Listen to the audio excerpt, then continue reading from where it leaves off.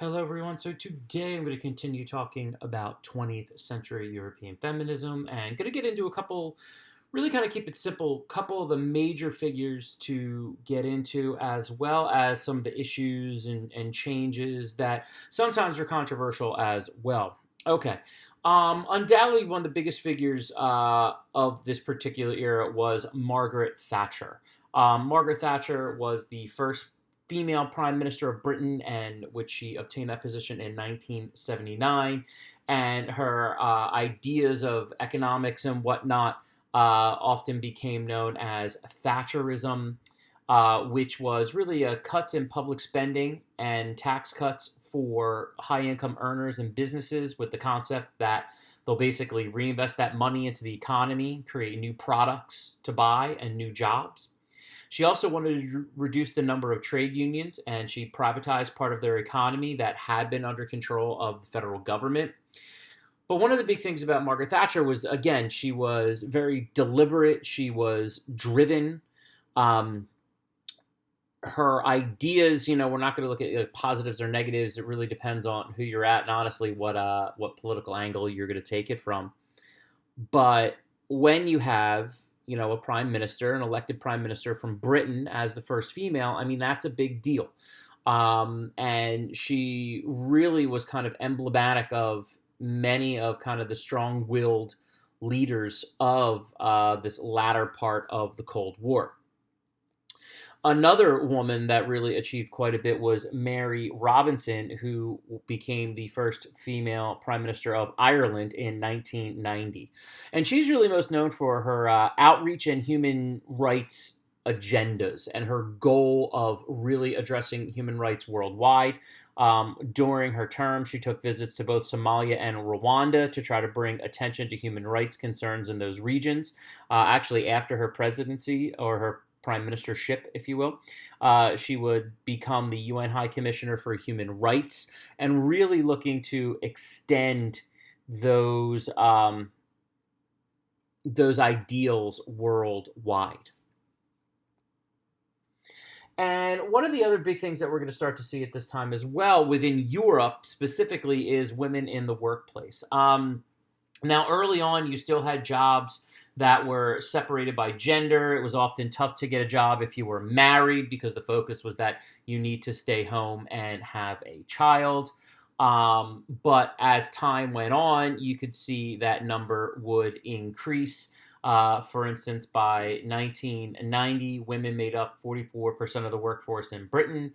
They made 48% of the workforce in Scandinavia and 51% in Eastern Europe.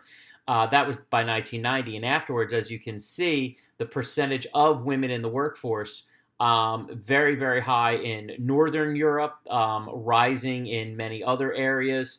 So it's really, really significant amount of women, as you can see there on the right. Again, that's percentage of women in the workforce.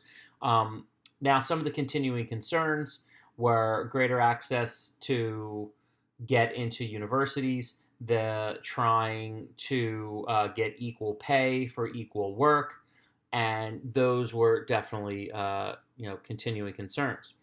Now, eventually, though, that was really turned around with the focus of women in education, particularly in higher education. So, for instance, here, if we look at the share of women and men aged 30 to 34 having completed tertiary education, so this is a college education. So in Germany, it's about 33% of both. In the European Union, look at that. 44% of women actually have their degree, as compared to only 34% of men. And the highest gap being in Latvia with, as of 2016, 56% of women with a college education in Latvia, as opposed to only 30% of men. And so, I mean, that is pretty impressive when you look at that, and that leads to greater jobs in really medical fields, tech fields. You can pick one. And it really is an impressive change that has gone on recently. Another big thing that we look at here is women and their bodies and the focus of women in the family. Now, what we have here is one of the women's rights issues that come up is that determination of being able to determine when or even if you want to have a child. Because that has huge transformations, of course, physically. Then there's the responsibility of the child.